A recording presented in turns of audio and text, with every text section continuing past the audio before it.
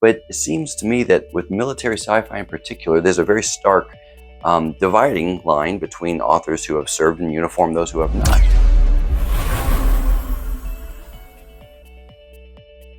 Hey everybody, Eric with D3 Reads again. Thanks so much for joining us. Today we are going to once again be talking about my favorite subgenre, military science fiction. We've done a few of these best of type videos over the past year or so. Matter of fact, one of our very first videos was about best military science fiction classics. A couple of months ago, I put together a short, and it was called Best Military Sci-Fi Written by Veterans. And my intention was to put together another short about the best military sci-fi written by non-veterans. But as I did that, it dawned on me just how interesting of a topic this really was, comparing books that are mostly considered classics of the subgenre, but written from starkly different vantage points. So obviously, all authors from all genres bring their own personal experiences to their works, no matter what the genre is. That's kind of the secret sauce that makes books over similar topics fresh. But it seems to me that with military sci-fi in particular, there's a very stark dividing line between authors who have served in uniform and those who have not. Not that the books are better or worse. Matter of fact, if you look at the very first video on the topic, you'll notice that a good number of them are written by non-veterans. But so what we're going to do is over the next couple of videos, we're going to look at the military science fiction classics that were written by veterans and then later on by non-veterans, and just see what they bring to the table. So let's get into the conversation. Number 6 on our list is A Hymn Before Battle by John Ringo. Now, John Ringo served 4 years in the Army active duty and then 2 additional years in the reserves. This is all in the early 80s. I couldn't find specifically what his MOS or his specialty was, but he served on an airborne unit, and he was awarded the CIB, the Combat Infantry Badge, for his actions in Grenada back in '83. So that implies that he is an infantry type soldier. So it's clear to me that that experience as a ground pounder or airborne troop really shaped his approach to the story in A Hymn Before Battle. See, A Hymn Before Battle, in my opinion, is kind of like a mix between Tom Clancy and the movie The Last Starfighter. What we have is a story where humanity is approached by aliens. Our hero is one of our heroes, I guess, is a former enlisted troop who is kind of called back into service by a higher-ranking officer that he used to work for, and he finds out that they've got 5 years to prepare for an alien invasion. Earth has been approached by this confederation of aliens who have been fighting the alien race called the Posleen, and the Posleen are this aggressive race that's out conquering the known galaxy, I guess, and they've approached Earth to try to help fight them off. And so now what you have in the story, A Hymn Before Battle, are these soldiers and military personnel who are trying to put together a plan to go take the battle to the Posleen and prevent them from attacking Earth. And the friendly aliens are giving them technology and assistance as best they can, but basically they suck at fighting. At least that's what it seems. If you are familiar with the real-life operation in Grenada, one of the things that it's known for is just what a cluster it was. It was not a very well-executed operation, and there was a lot of breakdowns in communication and leadership and coordination and that kind of thing. And I think some of that shaped John Ringo's approach to this story. You have some grizzled veterans who are doing their best to put together an effort, knowing that they've got some higher echelon red tape and things like that to contend with. It's an interesting book. I'll admit that the last time I talked military sci-fi, I was reading it and I didn't actually finish it. And it's not because I didn't want to, it's because I got distracted by some other books and I never got back to it. So I'm back into it again, and I find his approach very, very interesting, but it's also kind of a weakness. You see, some of the characters kind of borderline, I think, on stereotypes. You know, I find a little tiresome when you have the jaded military veteran who knows exactly what to do and when to do it, and just, I don't know, shoots off the hip and thumbs his nose as authority and what have you. But generally speaking, the characters are likable. The story setup is excellent, and I'm enjoying reading it and plan on finishing it up here over the next couple of weeks. So A Hymn Before Battle definitely reflective of John Ringo's experiences in the Army in the early 80s. Number 5 is the Lost Fleet series by Jack Campbell / John Henry, Jack Campbell being the pen name for John Henry. Jack Campbell was a Navy officer, served 20 years in the Navy, started off enlisted, and then got his commission and finished off his career as lieutenant commander in the Navy.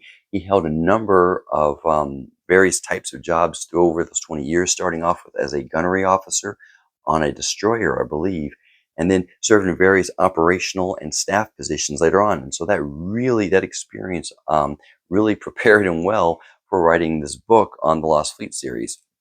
See, in this book, you have these two human cultures, one called the Alliance and one the other called the Syndicate, and they've been at war for over 100 years.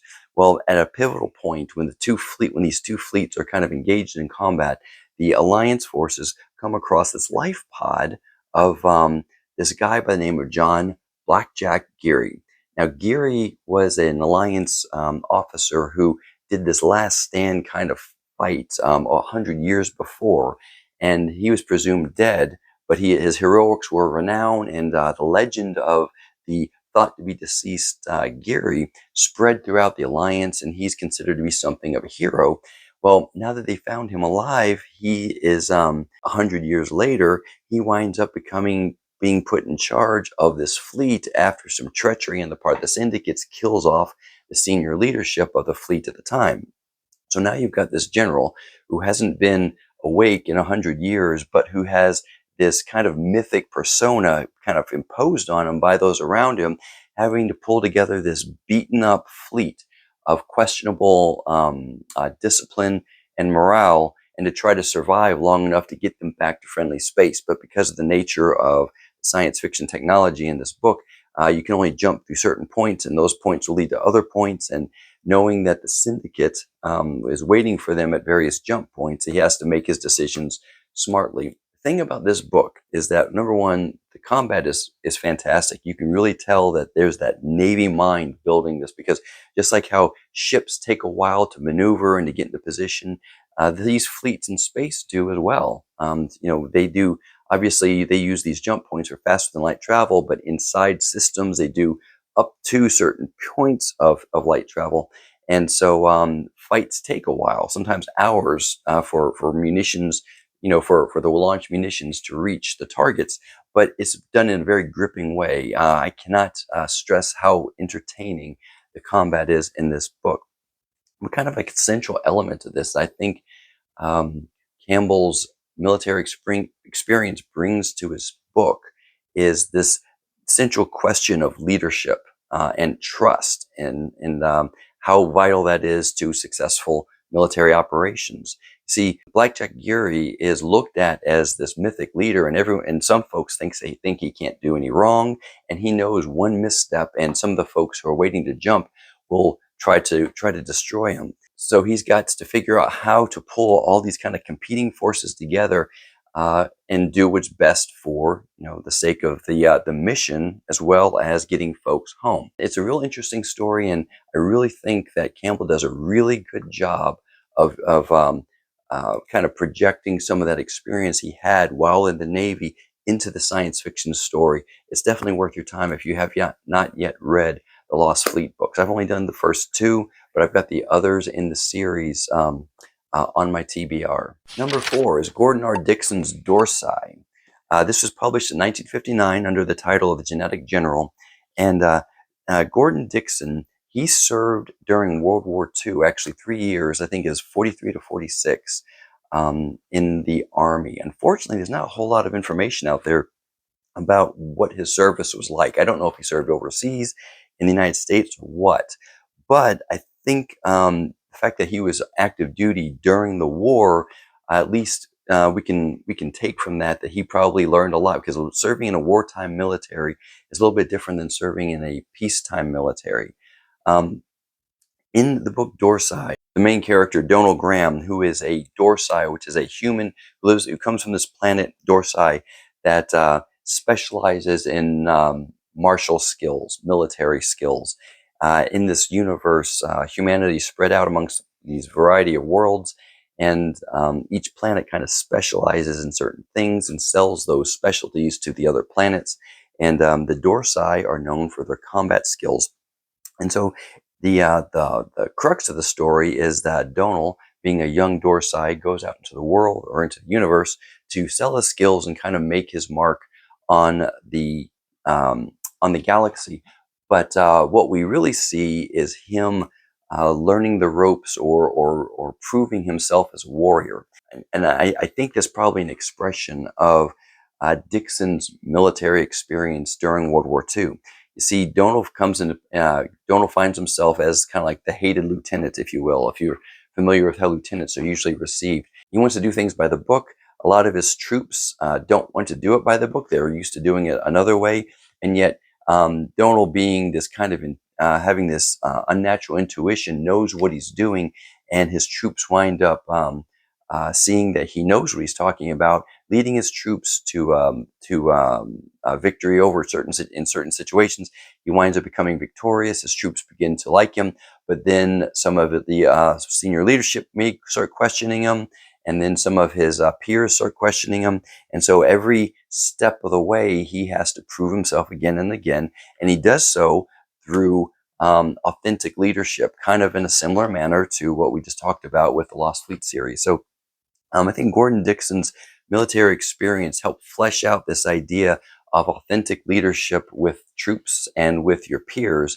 And what we find is a character it's pretty entertaining and fulfilling to follow as he grows into the role where he's eventually a supreme commander of military forces in this book. So Gordon R. Dixon's Dorsai, number 4 on our list, definitely classic military science fiction, and I think definitely reflective of the author's military experience. Number 3, The Forever War by Joe Haldeman. This one is, without question, a reflection of Haldeman's experience in the military. See, he was drafted into Vietnam, and he did not serve in some kind of office-type job. He was a combat engineer. Those are the folks that do a variety of things. Among them are like blowing up bridges and demining and things like that. And at one point, I think he deployed out there after the Tet Offensive. So things are obviously very, very tense. And he winds up getting wounded in action, and he gets the Purple Heart. And because of his injuries, he's sent home. Now, Haldeman, I believe, suffered from PTSD, and he struggled readjusting back to life in the civilian world. And so he kind of found release in writing, and he wound up writing a couple things. Among them were The Forever War. Now, let me paint you the picture just to show you how this copies his experience. You see, in The Forever War, the humanity finds itself at war as they start to explore space with this alien race called the Tarans. And so, in preparation for the next wave of combat that's expected with the Tarans, men and women are drafted into the service. They're going through this rigorous, realistic, and dangerous basic training setup. And then until finally, when they're ready, they get sent out to battle these Tarans. But to do so, they have to, in order to travel the many, many light years away, they use these things called collapsars. And the collapsars, I think, are like these, I don't know, ultra dense stars and black hole type structures, if you can imagine. And the spaceships use these things to propel them, light years away. The thing is this creates this time dilation effect, so that even though a year may pass or months may pass for the soldiers who are deploying out there, many, many more years pass back at home. So that by the time you're done, if you do a 4-year stint, decades have passed back home. In other words, society has evolved beyond what you left over just a couple of years. And so what we find is the main character, William Mandela, he survives well beyond what's expected most soldiers to survive who are deployed. He comes home to find that society is something he can't really relate to. And so he has a hard time fitting back in.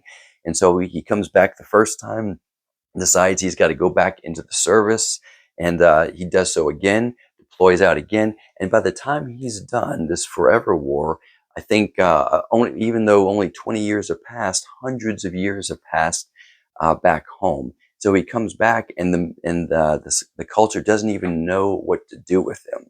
And so I mean, that right there is the experience a lot of folks who have deployed out into combat zones have felt coming back. They can't even relate to society, and society is not sure what to do with them. And so, Joe Haldeman's combat experience very clearly helped him craft this classic of military science fiction. Number two is Starship Troopers by Robert Heinlein. Now, this is a military classic. It was written in 1959, and same year that Dorsey came out. Heinlein was a former Navy officer. I think he was a gunnery officer, similar to Jack Campbell when he started his career. And though I'm not sure how many years Robert Heinlein served, the main character in Starship Troopers is not a Navy officer. He's a ground soldier called Johnny Rico. And in this book, we see a world where Earth is at war with these things called bugs or the arachnids, and the military is constantly bringing in troops to send over to fight the arachnids on these various worlds. And we see the career progression of this enlisted troop, and then he eventually gets his commission and eventually learns leadership and then goes out to lead forces out against the arachnids. The thing about this story is this book is probably one of the most controversial of all the books, or at least has stirred up a lot more debate and controversy than the other books that we've talked about.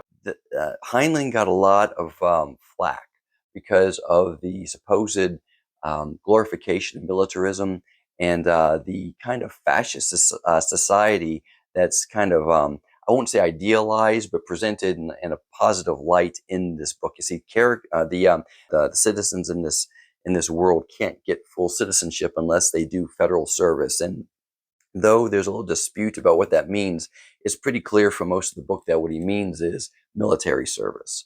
So this idea of only getting your full rights if you do military service, you go out there and you fight for your country, was received a lot of criticism.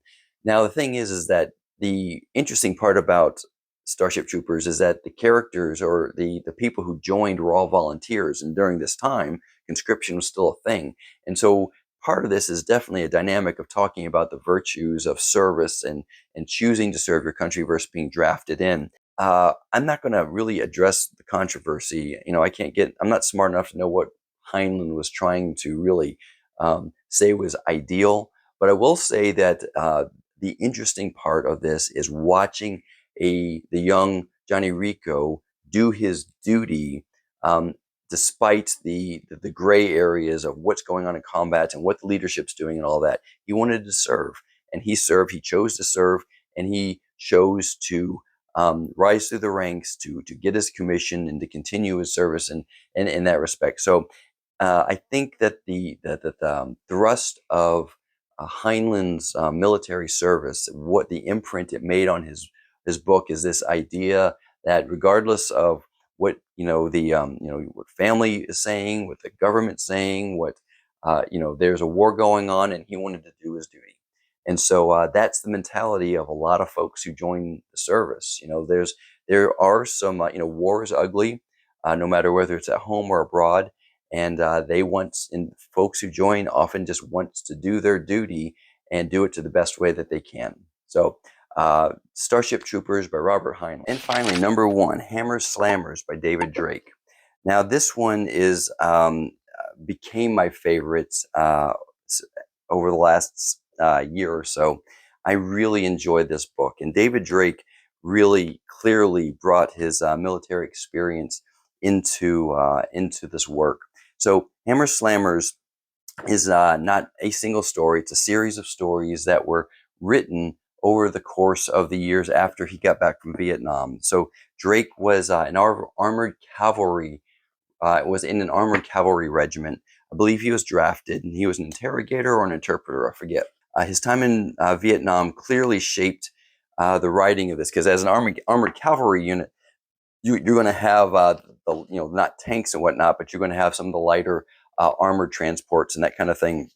And the core of Hammers Slammers is a story about this armored mercenary, this mercenary unit that uses these armored tanks to basically be hired out, go across the known galaxy, or the populate galaxy and do military operations for the people who hire you. The thing I like about this book is that it is so gritty and so complex. Each story is quite different. Each story focuses on usually on different characters, though there's some recurring characters throughout.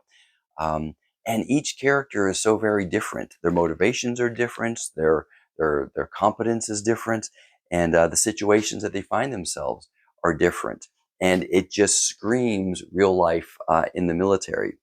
Some of the characters are noble and sympathetic, and you're rooting for them. Some of them, they just have a job to do, and it doesn't matter. They're not being paid to make moral decisions. They're paid to win fights, and so they do some things that you do not want to cheer for.